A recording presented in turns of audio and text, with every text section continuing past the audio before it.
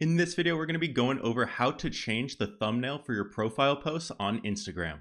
So first thing you want to do is go over to your account, and this is a new feature. You used to be able to edit it on some posts, but not on your actual profile feed like you see here.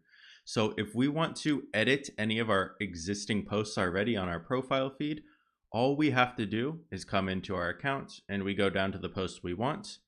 And I'm just going to hold my finger on that post and it'll pop up this right here.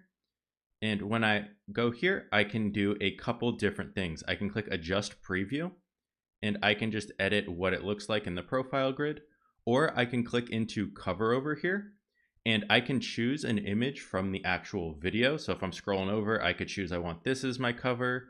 So if I click add from camera roll, I can upload my own picture that I want on this feed. And this is a new feature. Before, you couldn't choose a custom image like this, but now you have the ability to come in and customize all of these.